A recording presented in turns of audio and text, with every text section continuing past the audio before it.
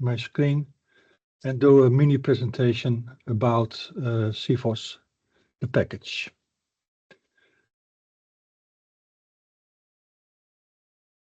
So the idea is that if you have a question about this subject or something in the vicinity of the subject, maybe that you raise your hand and that Niels calls your name for the question.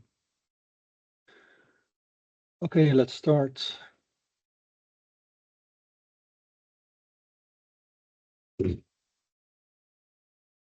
The CFOS package that is created throughout the 15 years or so that we are doing this can be downloaded for free from this address, the jip36-cfos.org. And the name might be a little bit strange to you, because if you see capital facility information handover specification, that is an acronym to pronounce FIOS, something like that. So we came to the conclusion that it should be something like CFOS, and that is what everybody says. And JIP stands for Joint Industry Project. So this is the 36th Joint Industry Project of the IOGP. That is owner of the CFOS project. You don't have to be a member to use CFOS. You can just use all the products from CFOS. You don't have to say to anybody that you're doing it.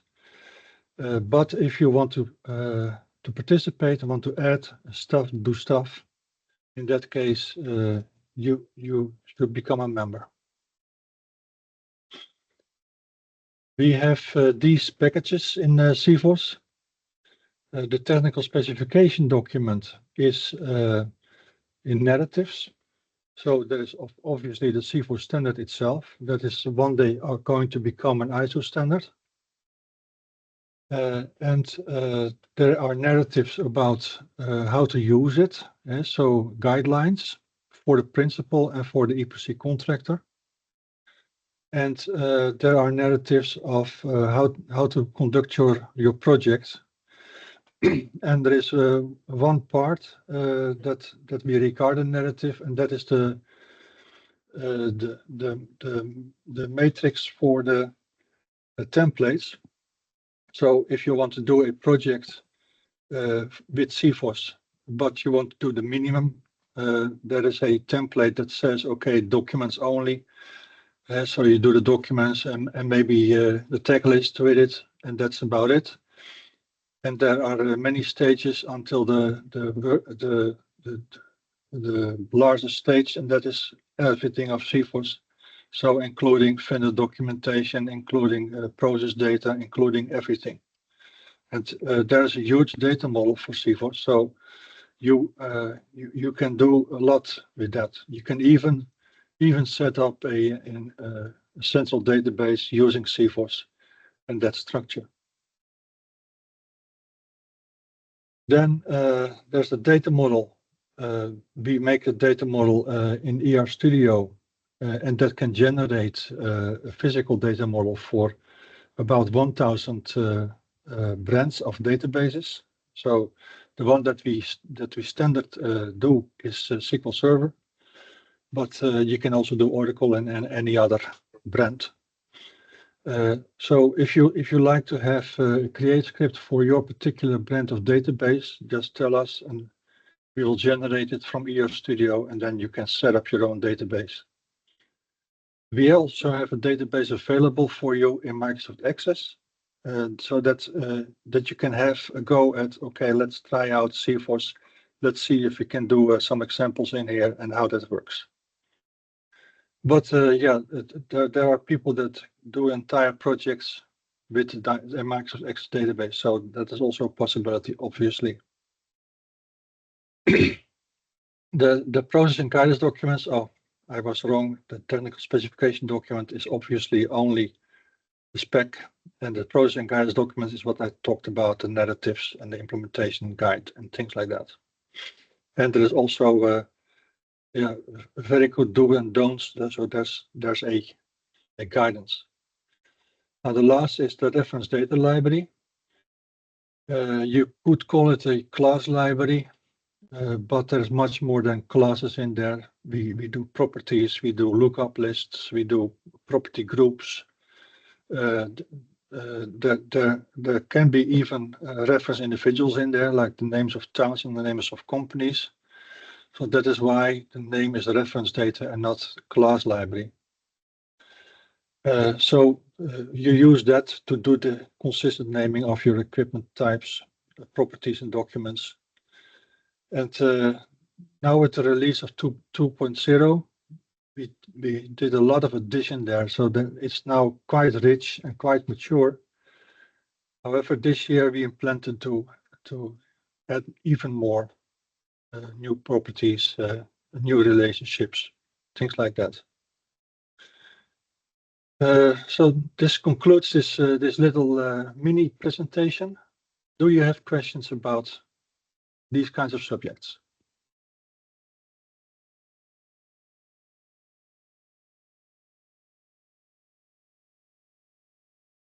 Shall I continue the next one?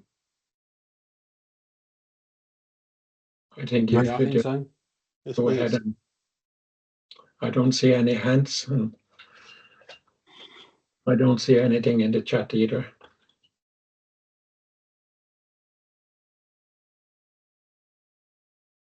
I thought there was a question. The next presentation I have is about the RDL, the Reference Data Library, and it is just one slide. So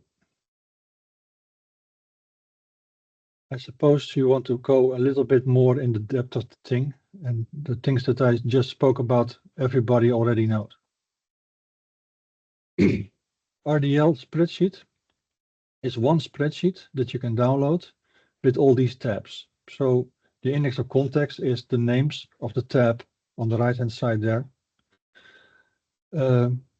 We made the RDL spreadsheet a little bit different than the last time when we did 151 in the 2.0 series.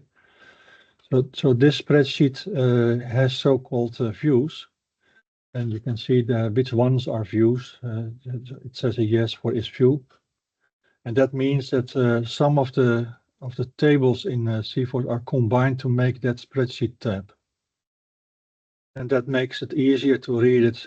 For example, if you have a code, the description of the code is next to it, and that comes from another table.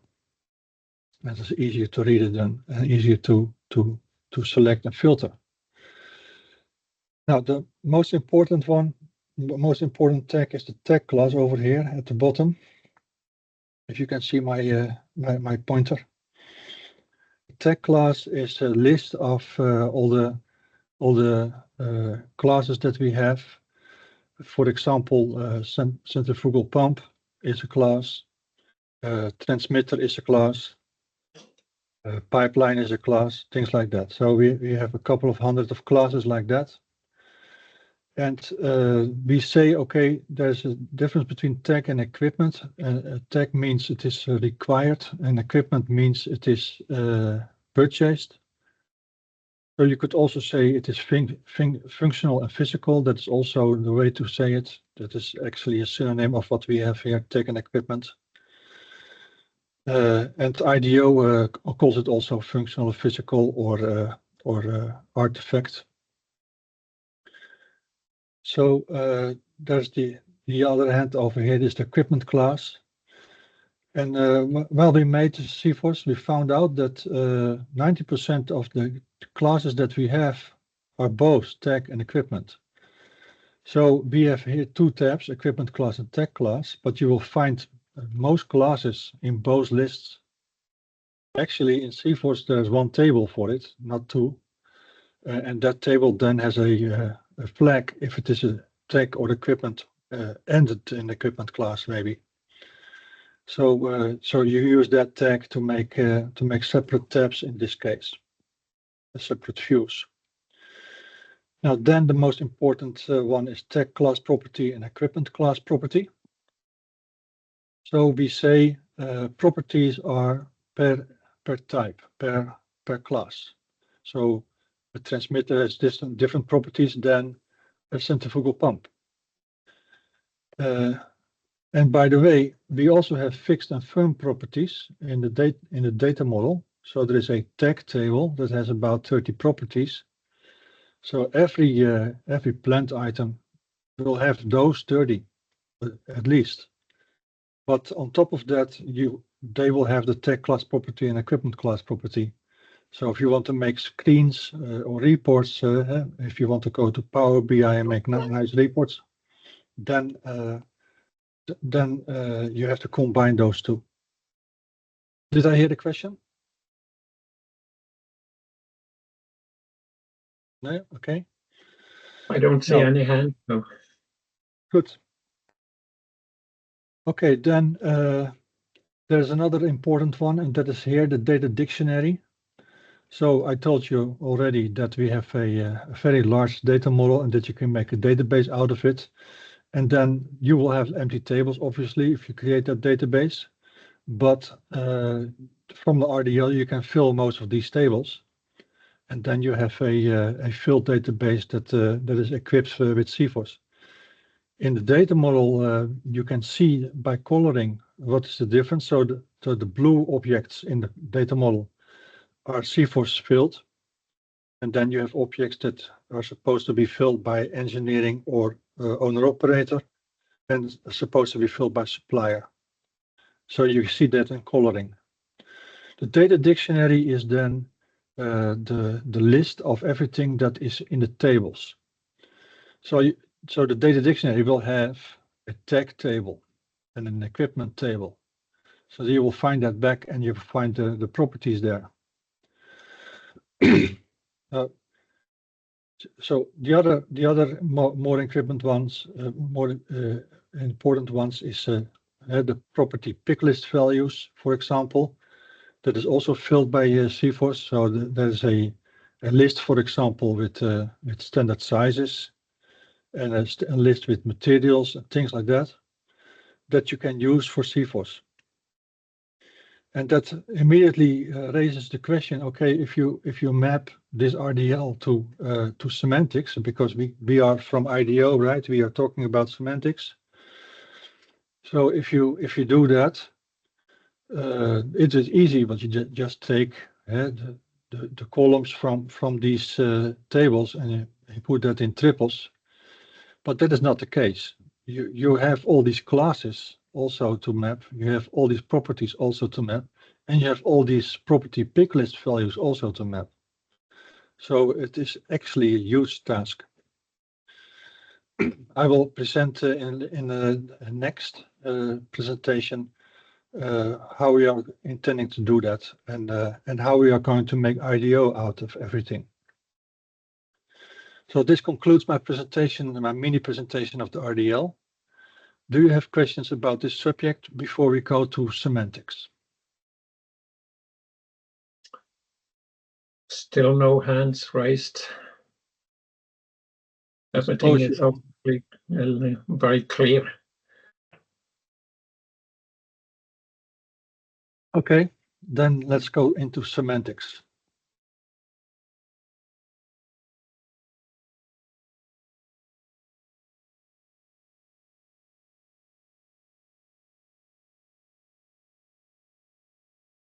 I did this presentation about semantics, about CFOS semantics last week, but I'm going to show you some of these slides again.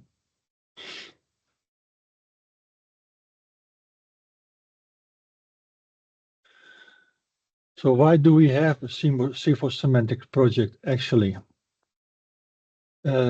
So the thing that we want to do mostly is visualization of the RDL. So you have spreadsheets and you can look at the tabs, and we try to make it a little bit more visible by using the views, by making better descriptions and stuff like that. But if you go to semantics, you get graphical views and you get tree views, and it is just easier. And of course, you can click everything to get the details. The other thing that you can do, obviously, when you have triples, is make Sparkle queries and reports.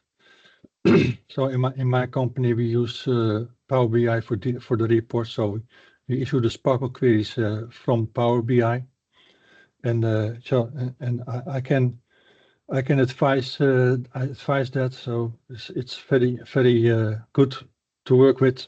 Engineers love it. Now the next thing that we want to do is we want to compare CFOS to other ontologies.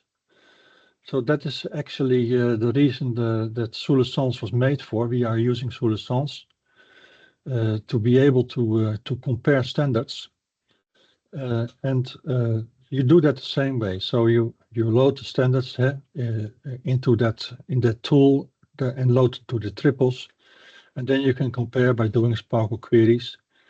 But obviously you can also call it up, have a graphical view about it, put graphical views next to each other, and see how the branches run and what the differences are. The most important thing, obviously, is mapping.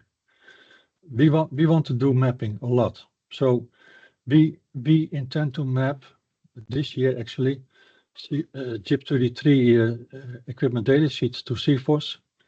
We intend to map CFOS to ISO 59206. We intend to map CFOS to IDO. We intend to map 59206 to Common Data Dictionary of IEC. We are also looking at ISO 81246 and at E-class. So all of that is really important to look at, and eventually to have a mapping, so that when you are doing an engineering project and you want to deliver the data in the format that your owner operator wants to have it, you can start in your own format that you are familiar with and just let the program do the mapping and translate it and do the handover that way, so that you don't have that problem. And obviously we are not talking about making our own programs for that. We have software companies that do that, so we just buy that software and use it. I can tell you we have hundreds of projects running at any time, and they are all very different. Most of the time nowadays it is chemical projects, but sustainability projects a lot. Lithium refinery, hydrogen factory, all of that stuff is going on, and it is all new. But we use the same tools. We try to use the same tools, and even our own RDL. So you have to map. If you have your own stuff, you have to map that too to CFOS, and then you will get all that other mapping that we want to do for free. Now the third thing is, okay, CFOS data model is relational only. If companies use semantics, this will work for them. Now, why would you want to use semantics, right? What is the reason to do it? Because we have SQL Server and we do everything with it, and there's so many tools. So why the hell would you want to go semantics? Now the answer to that is the versatility of the data. You have now you already say, okay, CFOS is complex, and we are going to have some trouble to get to build it in. But if you go to, okay, I want to see all the data that I get from my suppliers, and I want to be able to query that data and compare it and see if this is what I require. So you want to do 100% checks with your computers. Then you have so many more data structures to use that is impossible to do in a relational database. And a semantic database can do all that, no problem. It goes in any data structure. And by the way, you don't have to build any screens. Semantic screen will just handle any data structure as well. So yeah, in our company we use semantics, and for that semantic application we don't need programmers. The engineers do it themselves. We don't need to build screens. We don't need to build tables. We don't need data modelers. The engineers do it themselves, and that is the reason for semantics. Also, if you want to do a digital twin, then you do your semantic structure as easy as possible. So I would say that IDO is a little bit too complex for that, but IDO has also this shortcut triple that they use, and that is ideal for its digital twin. So then you can also do any data structure for your digital twin, and that is also something to say for semantics.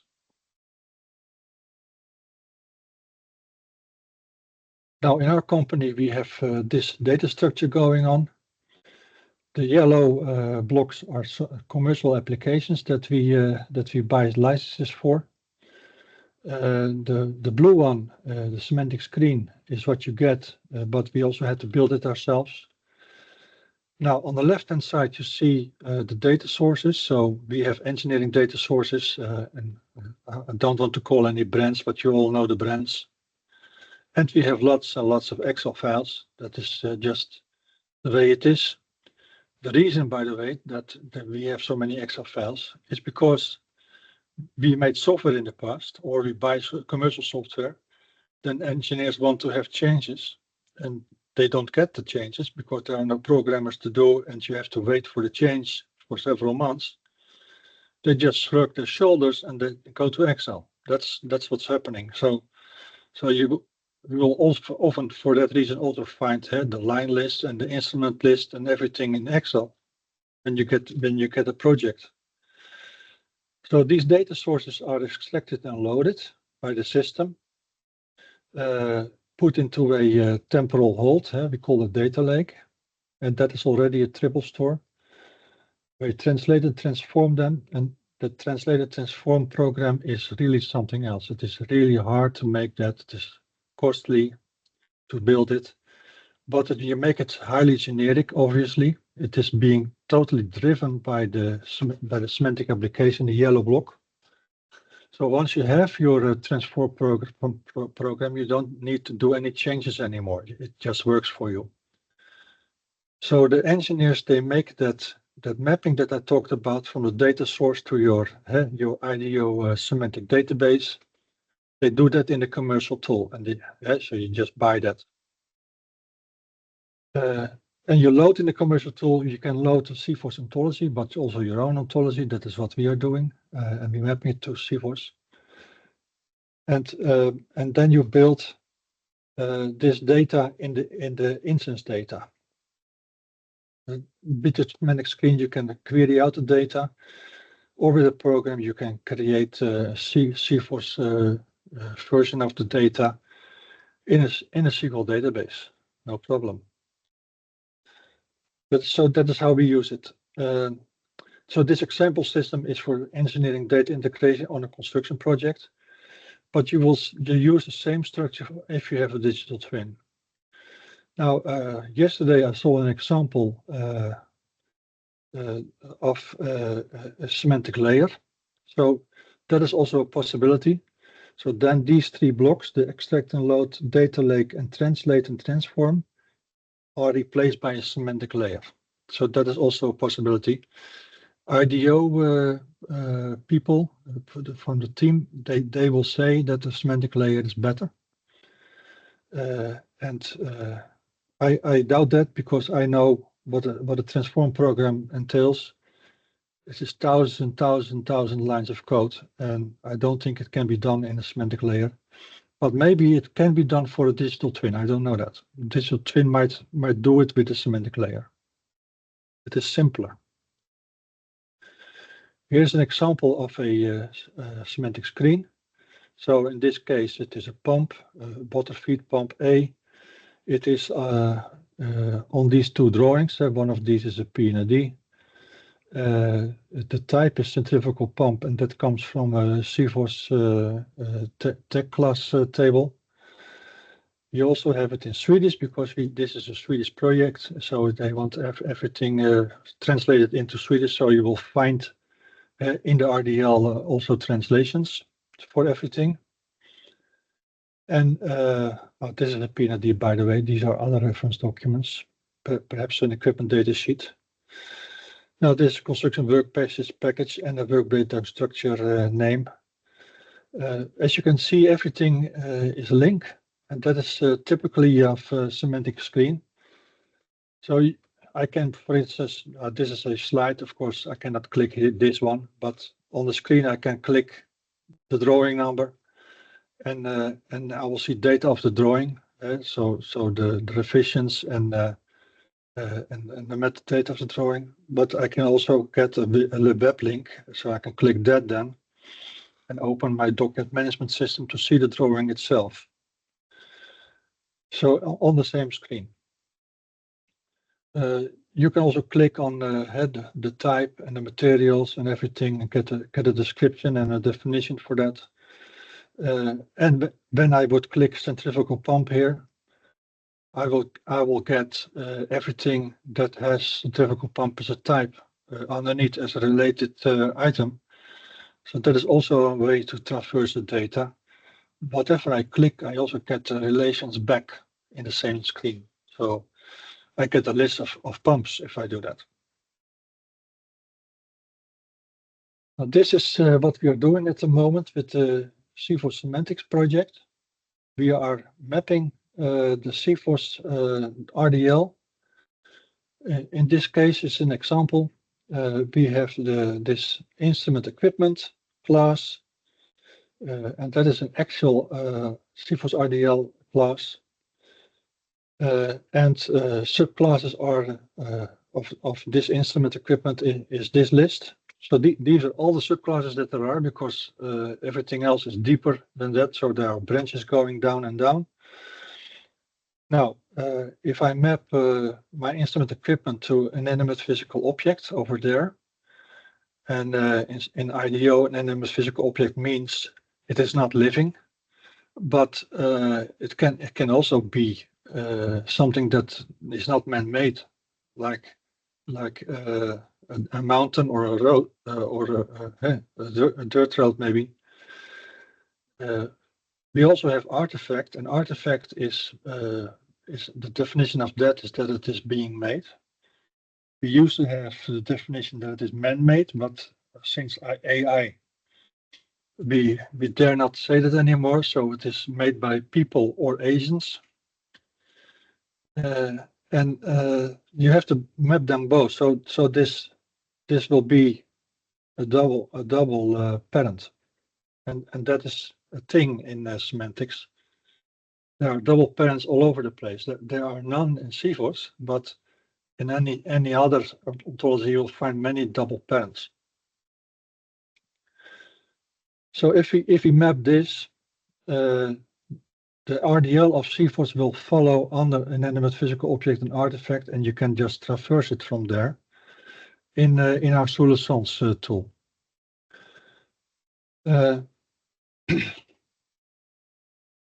What we are using is Solusons. It is open source. It is made by one of the companies in CFOS, Total Energies. But there are many other companies involved now, and you can download it from GitHub. This is the address, and then you can install it yourself. Or you can do what we do. We use the hosting of Knowledge Graph Alliance, kgalliance.org, and they have installed the Solusons for us, and that's what we are working on. But I need to say that we have this thing going on where we create this CFOS ontology in Solusons. And the top is IDO compliant, so we can use it on IDO projects. But in Solusons, everything is made under a user ident. So there's two things. The first is that we want to make an ontology that is publicly available. And the second thing is the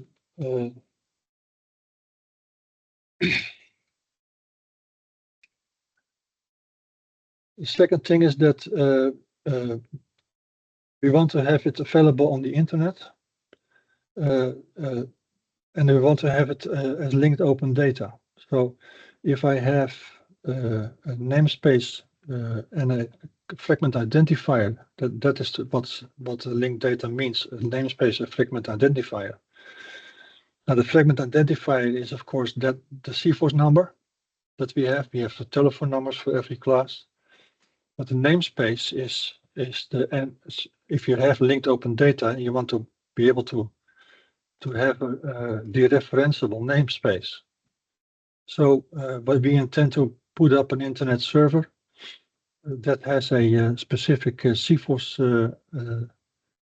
domain name, and you can traverse the CFOS RDL semantically there, and you can also use the Sparkle endpoint of that database to query out everything from CFOS. And eventually, we want to do some instances as well. So we are going to build a nice example plant there, and also make it available for querying so that you can see how that works on screens. I could go a little bit into Soulassans over here. There's a screenshot here, but I think by now you must have lots and lots of questions, right?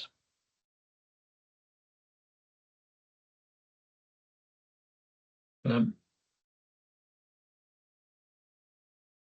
are one hand raised. Andreas Newman, I know that you have a question. I got an email from you this morning, so I forwarded it to Ono and Peter. So please go ahead. Yes, I'm opening it that everybody can see it. My question goes in the direction you mentioned now in your presentation today. You want to map to E-class, to ICCDD, to lots of other standards, which I really like, because the mapping is one of the most annoying topic for engineers, doing it again and again. If this would be done centrally, it is really perfect. But to do this, or not but, I have now collected some of the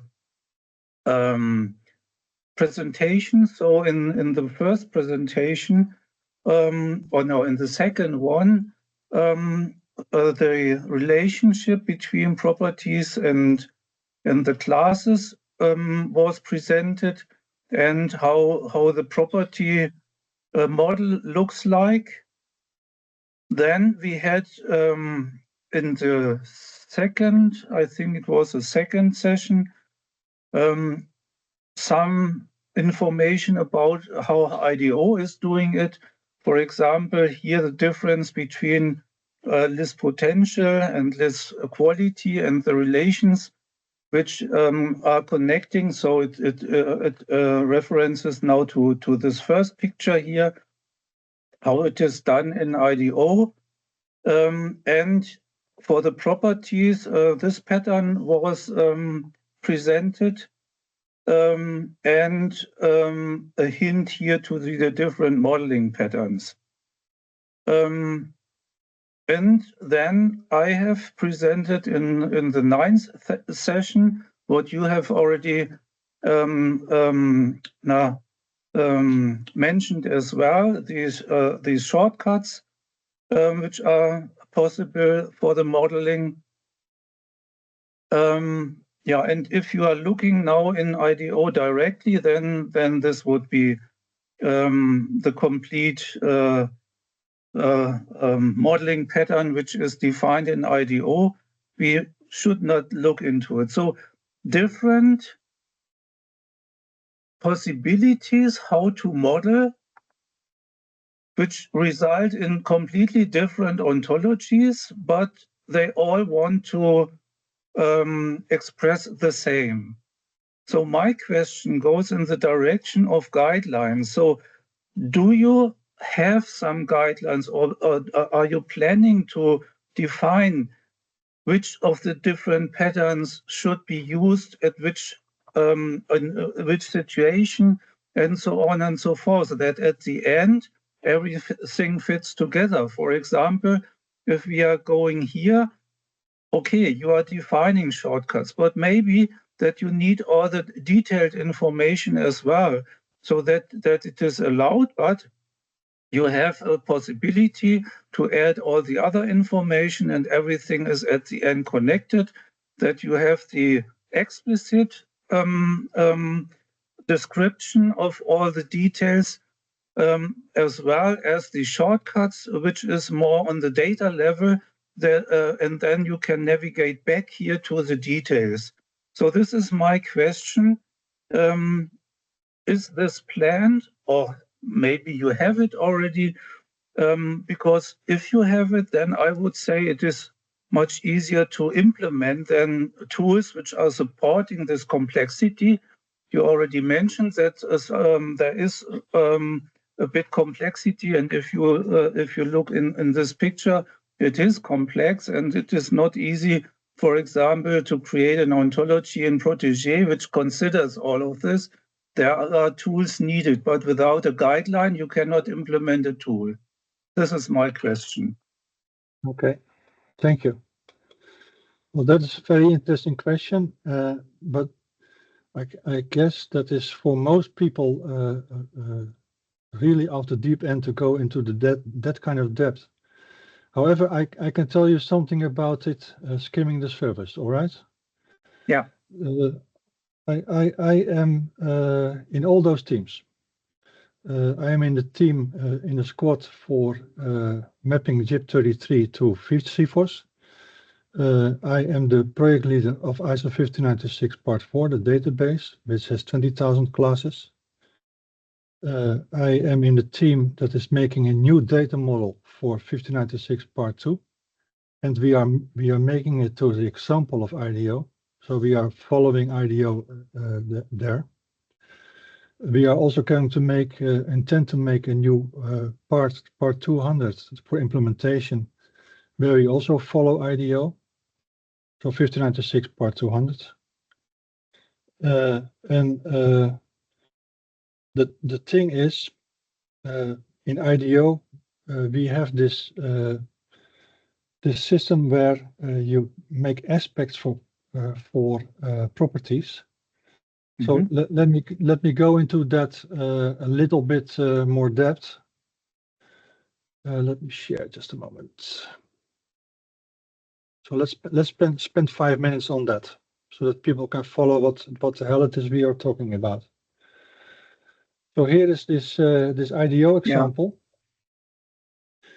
Yeah. So there's a pipeline, and what we want to express over here is that the maximum operating pressure is 70 bar gauge. And yes. Let's not say that it is absolute, because it is a gauge pressure. So there is obviously an error that is already in there for 6 years or so. But we have this pipeline, we have this object over here that is just simply the pressure. And then there is this datum object where we classify the datum as a maximum operating. And because this datum, you can use the relationship to the unit of measure and a number. Yeah. And that is fine. And we have these shortcut links for screens and digital twins and stuff. Yeah. Now, this thing that is going on, that we over here have pressure and that we have maximum operating, are aspects. And IDO has a solution for that too. So that is, let me see, this one. Just a moment.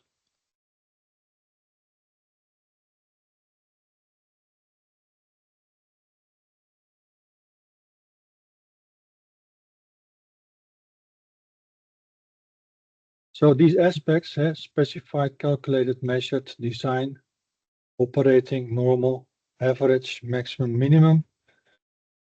And these are grouped as a quantity datum and a quality datum and a range specifying and things like that. So if you say you have a property that is over here, a normal operating gas density, then you make this this object situation that I just showed, and then you classify it with these classes. Now this is system we exactly want to what follow. I mean. Yeah. Yeah, I know. So that is what we want to do in CFOS. We want to follow this to the letter. So if I have a normal operating gas density in JIP33, now let's say the example is that it is outlet normal operating gas density of some piece of equipment like a heat exchanger. Then if that is the name in JIP33, we take that object, that component name, dus outlet. And outlet obviously is not a component name or a class. It is a role of a class. So we say, okay, the object that we're talking about here is a nozzle, and the role is outlet. And that is what we are going to map in CFOS. Then we take the normal operating gas density. So we take off that component, and the component goes into a component model for CFOS. So when we are finished with JIP33, we have a beautiful component model, and we are following ISO 14224 for that, because they have a perfect example how to do it. So we are trying to follow that to the letter. Then the normal operating gas density is a density for gas, and normal and operating are aspects. And that is going to be the CFOS name. So because we follow that system, we are going to arrive at a standardized property name. Now, how is it going to be done? So we have more than 10,000 properties from JIP33, and they only did, what was it, 56 equipment data sheets standardized, and they want to do 150. So I don't know if that is going to happen, or that they decide now, well, we did a fine job now, but 10,000 is a lot. Okay. Yes. So we have been mapping that manually, and the highest speed I can make for mapping a property when was really on fire is 10 minutes for a property. And that's because these are the rules that you're going to do. So you have to take this, you have to take that, and if the YAMA ID contains this and that. So all of this is rules, what to do with that property. So then you have to look at the lookup value, you have to look at the component, and so this is 2.5 pages of rules for this single property that you have to follow when you are going to map, right? Yes. So I'm working with AI a lot, and I've been testing this, and it is doable to do this with AI, but you have to use AI that AI is intended. So you should not use AI to go through all these rules. That is what programming is for. You're a software developer, so you make a program. Now AI is to find that an outlet is a component, and that is a component for a class nozzle. That is AI. So that is the part that you use AI for. And you use the part that says, okay, normal and operating, those are aspects, and those are in the list.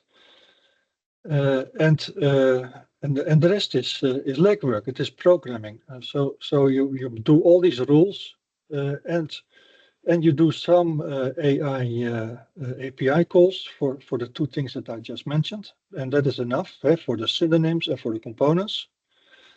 And then we intend to do the whole list like that, the whole 10,000. So I have good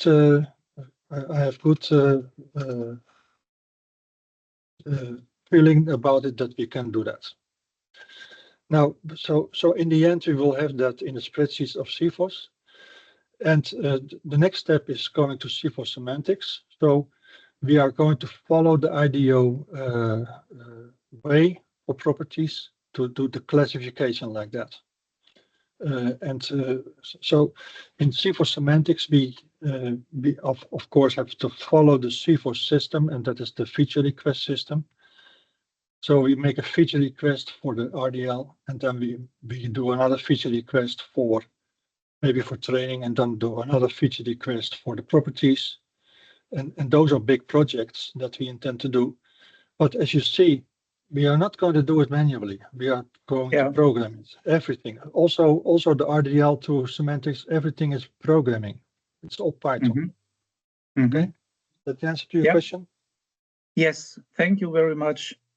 I like it. Okay. More questions?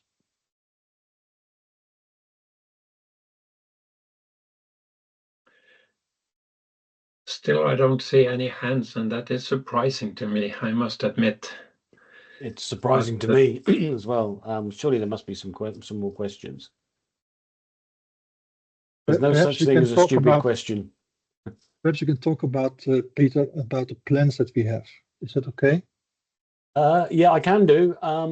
But I think the whole idea of today was just a recap on what we told everybody, and then the other was to get people some questions and comments. I see there's another hand gone up. I think it's Gregor, isn't it? Yes. Yeah. I would like to talk about the upcoming topics in this series, because maybe it's about DEXP as well, and I would like to coordinate who will do this in case DEXP is planned for next week, for example. I'm not sure when to put it in, but yeah, maybe Nils, we should coordinate together with Heiner how and when we do this. Yes, certainly we should coordinate. My contact has been Heiner. So he said, okay, as far as I understand, and I hope it is okay. Otherwise, we have to change our plans. So DEXP 1.4 is the topic for next Friday, same time. Okay. I think Heiner is an excellent choice. Yeah, Heiner, next week I have no time. Yeah. Okay. Then we should coordinate it with Nils how to do it and when to do it. Okay. So the three of us, we need to talk. So Neil, maybe this is a good point to end the meeting, because we have another meetings coming up at the top of the hour. Yes, I know. Just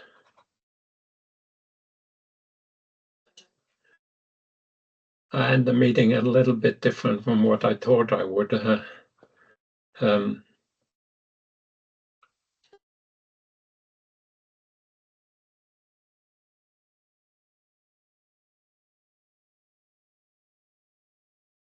So as you can see from this slide, the plan was to have a DEXP a deep dive in version 1.4 next week. We need to find another date for that, and also then we need to move the questions and answers, and then we have the Norwegian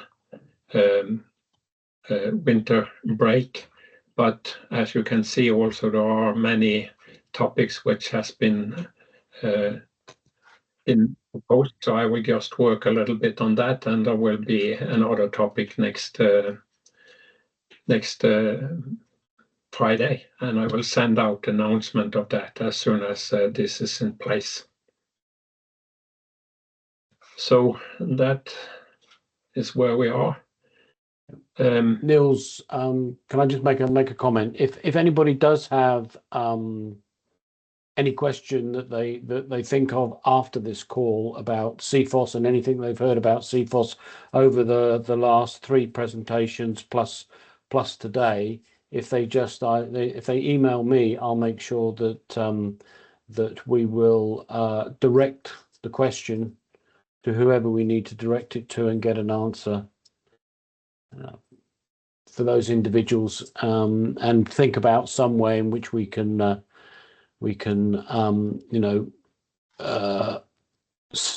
broadcast the answer wider than just an email backwards and forwards. But if there is anything that anybody does want to raise from, as I say, the 3 presentations or today, if they get in touch with us, and then we will do our best to answer it, and also do our best to make sure that that the people on the call see what the results of the answer is. I don't want to spam everybody with lots of replies, but I think it would be good if we could share them. Yeah, certainly we will get into that. And also there is this problem with when we get this many participants, it's harder to get a discussion going, and that is understandable, I think. At least if it's people coming from Northern Europe. Other countries it might be different, but I can see that there are participants from almost all over the world in this meeting. Yeah. So any final, I am asking a final time if there are any questions or something. There have been questions about recording. As you saw, this is being recorded, and that is the case with the previous sessions we've had also. I had a little bit of problems with the last session we had, but it should be out. If it's not out now, it should be out very soon. And certainly this will also be on the YouTube. And for those who are part in the fPVN project, it's also on the cloud that project has. With that, I think I will want to thank you so much for participating, and certainly welcome you to the coming sessions. So thank you so much, and I will stop the recording.